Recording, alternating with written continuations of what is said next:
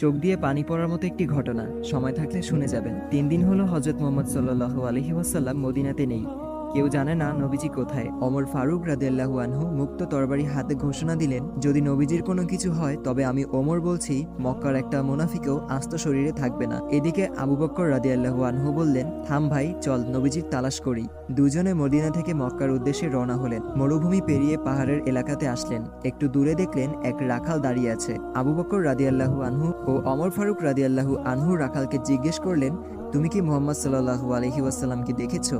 রাখাল উত্তরে বলল, আমি মুহাম্মদ সাল্লাল্লাহু আলাইহি ওয়াসাল্লামকে চিনি না এবং আপনাদেরকেও চিনি না। তবে ওই পাহাড়ের উপরে একজন লোক ইয়া উম্মতি বলে কাঁদছেন। আবু বকর রাদিয়াল্লাহু আনহু ও ওমর ফারুক রাদিয়াল্লাহু আনহু বুঝতে বাকি ছিল না ওই লোক আর কেউ না, দয়াল নবীজি হযরত মুহাম্মদ সাল্লাল্লাহু আলাইহি ওয়াসাল্লাম। রাখাল আবার বলল, লোকটির সাথে সাথে আমার সব উট ভেড়াগুলো কাঁদতেছে আর খাওয়া বন্ধ করে দিছে। আপনারা ওনাকে নিয়ে যান, তা না হলে আমার সব উট ভেড়াগুলো কাঁদতে কাঁদতে মরে যাবে। আবু বকর রাদিয়াল্লাহু আনহু ও ওমর ফারুক রাদিয়াল্লাহু আনহু পাহাড়ে গিয়ে দেখলেন দয়াল নবীজি সেজদারত অবস্থায় ইয়া উম্মতি বলে কাঁদছেন। নবীজির কষ্টে আবু বকর রাদিয়াল্লাহু আনহু বললেন, ইয়া রাসূলুল্লাহ, আমি আবু বকর ইসলাম গ্রহণ করার পর থেকে যত আমল করেছি সব আপনার উম্মতকে দিয়ে দিলাম, আপনি দয়া করে মাথা উঠান। নবীজি মাথা উঠায় না। এবার ওমর ফারুক রাদিয়াল্লাহু আনহু বললেন, ইয়া রাসূলুল্লাহ, আমি ওমর যে আপনার মাথা নিতে গিয়ে নিজের মাথা দিয়ে দিয়েছি, সে আপনার উম্মতের জন্য সব আমল দিয়ে দিলাম। নবীজি মাথা উঠায় না। আবু বকর রাদিয়াল্লাহু আনহু বললেন, ওমর কাজ হবে না, রাসূলুল্লাহকে একমাত্র ফাতেমা শান্ত করতে পারবে। তারা দুইজনে মদিনার দিকে ছুটছেন। পথে হযরত আলী রাদিয়াল্লাহু আনহু এর সাথে দেখা। আবু বকর ও ওমর রাদিয়াল্লাহু আনহু বললেন, সামনে গিয়ে লাভ নেই, রাসূলুল্লাহকে শান্ত করতে ফাতিমাকে লাগবে। এবার তিনজনে ফাতিমার বাড়ির সামনে আসলেন। আলী রাদিয়াল্লাহু আনহু ফাতিমাকে ডাক দিলেন। ফাতেমা বাইরে এসে স্বামীর চেহারা দেখে বললেন, আপনাকে এমন দেখাচ্ছে কেন?